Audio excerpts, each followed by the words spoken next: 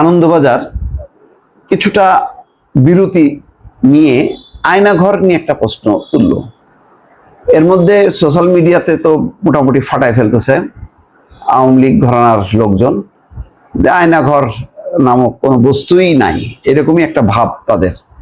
তাহলে ওই যে সব 8 বছর 10 বছর ওরা মানে এর থেকে আকাশ থেকে মানে নামছে বাংলাদেশে, এবং বলা হচ্ছে যে তারা আকাশে ছিল, বাতাসে লুকায় ছিল বা বিদেশে লুকায় ছিল, এখন এসে বলতেছে তারা আয়নাঘরের গল্প, এমনটাই বলার চেষ্টা করছে। যাই হোক, একটা কথা বলি, গত 15 বছরে আওয়ামী লীগ বহু মিডিয়া তারা জন্ম দিছে, কিন্তু সবগুলো হচ্ছে তাদের হাতের মধ্যে ছিল। তারা মনে করলো যে এই সমস্ত মিডিয়াগুলো তারা ক্রমাগতভাবে প্রচার করবে এবং বেছে বেছে একেবারে আওয়ামী লীগ মার্কা লোকজনকে তারা দিছে যাতে কন্ট্রোল করা যায় এবং মালিকানা যাতে আওয়ামী লীগের হাতে থাকে, এবং তাদের পক্ষে প্রচার প্রচারণা মানে তারা করে গেছে। গুরুত্বপূর্ণ সময় তারা একেবারে সরাসরি সরকারের পক্ষ নেয়, আর বাকি সময় একটু টাল্টিপাল্টি করে একটা নিরপেক্ষতার ভান ধরে। যাই হোক, এখন বেকায়দায় পড়ছে। এখন যেহেতু ওই মিডিয়াগুলোকে তারা একটা নতজানু হিসেবে, মাজা ভাঙা হিসেবে জন্ম দিছে, এখন ক্ষমতা পরিবর্তনের সাথে সাথে ওরা আবার ক্ষমতার সাথে পরিবর্তন হয়ে গেছে, অর্থাৎ আওয়ামী লীগের আর কোনো কাজে লাগছে না।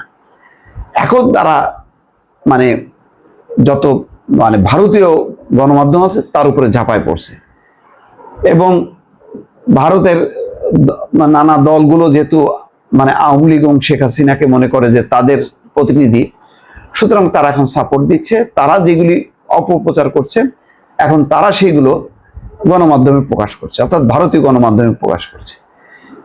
সম্প্রতি ডক্টর মোহাম্মদ ইউনূস আয়নাঘর পরিদর্শনে গেছে, এটাও তাদের কাছে কোথায় আয়নাঘর, ওই আয়নাঘর। প্রেস সচিব বলছে যে এটা ক্যান্টনমেন্টে ডিজিএফআই এবং র্যাবের উত্তরা আগারগাঁও 3টা জায়গায় পরিদর্শন, কিন্তু এটা তাদের বিশ্বাস হচ্ছে না। তারপরে যে ইলেকট্রিক চেয়ার বলা হচ্ছে যে এটাতে শক দেওয়া, তো বলতেছে এখন যে এটা তো এই চেয়ারে ইলেকট্রিক দিলে তো তার জ্বলে পুড়ে মরে যাওয়ার কথা। এই ধরনের নানান রকম প্রশ্ন তারা তুলছে। মানে মোট কথা পুরো বিষয়টাই যেন একটা ফেক, আয়নাঘর বলে কিছুই ছিল না। এই রিপোর্টে দেখেন বলা হচ্ছে কি, প্রধান উপদেষ্টা মোহাম্মদ ইউনূস বাছাই করা কয়েকজন উপদেষ্টাকে নিয়ে, মানে এটাও যেন বাছাই করে কেন নিয়ে গেল, মানে সবাইকে নিয়ে গেলে ভালো হতো। যাই হোক, বাছাই করা কয়েকজন উপদেষ্টাকে নিয়ে আইন শৃঙ্খলা বাহিনীর 3টি হাজত পরিদর্শন করার পরেও আয়নাঘর কোথায় সেই প্রশ্নের জবাব মিলল না। তাহলে প্রেস সেক্রেটারি কি বললো? সে তো সুনির্দিষ্টভাবে বললো কোথায় কোথায় ডিজিএফআই এবং হচ্ছে র্যাবের অধীনে তাদের যে সেলগুলো সেইগুলি ছিল আয়নাঘর।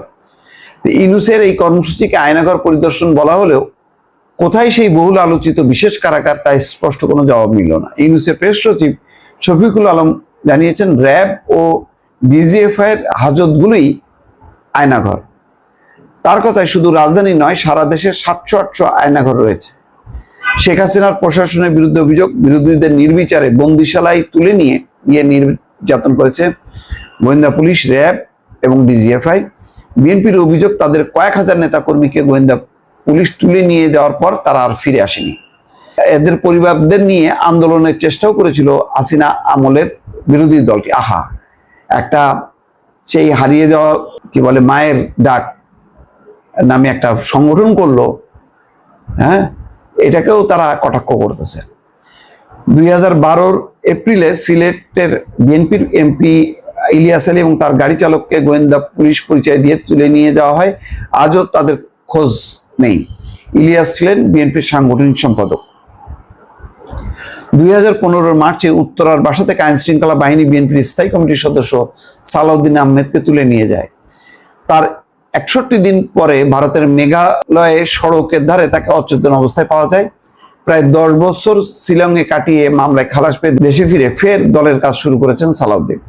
সম্প্রতি এইসব অভিযোগে শেখ হাসিনার বিরুদ্ধে আন্তর্জাতিক অপরাধ ট্রাইব্যুনালে শেখ হাসিনা ও তার দল সরকারের অন্য নেতাদের বিরুদ্ধে মামলা দায়ের করেছেন বিএনপির নেতৃত্বে।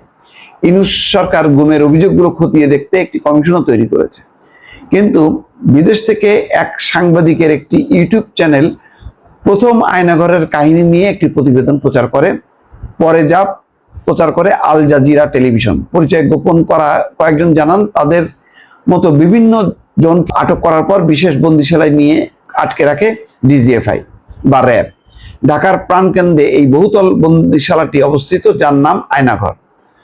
এখানে মধ্যযুগীয় বর্বরতায় বন্দীদের নির্যাতন করার জন্য বিভিন্ন যন্ত্র ব্যবহার করা হয়। খুপড়ির মতো কুঠুরিতে পাখির মতো ভরে রাখা হয় আটকদের। কেউ কেউ নির্যাতন সহ্য করতে না পেরে মারাও যান। কাউকে বা দুনিয়া থেকে চিরতরে সরিয়ে দেওয়া হয়। কম্পিউটারে গ্রাফিক চিত্রও তৈরি করা হয় সেই আয়নাঘরের। সব মিলিয়ে গত 5 বছর ধরেই আয়নাঘর নিয়ে প্রবল কৌতূহল তৈরি হয়েছিল। এরপর 5ই আগস্ট অভ্যুত্থানে শেখ হাসিনা দেশ ছাড়ায়, আবার তারা বারবার দেশ ছাড়া বলে, পালিয়ে যাওয়া বলে না। অনেকেই ভেবেছিল এবার আয়নাঘর রহস্য উন্মোচন হবে। ইউনূস অন্তর্বর্তী সরকারের স্বরাষ্ট্র উপদেষ্টা জাহাঙ্গীর আলম চৌধুরীকে প্রায় রোজই শুনতে হয়েছে আয়নাঘর কোথায়।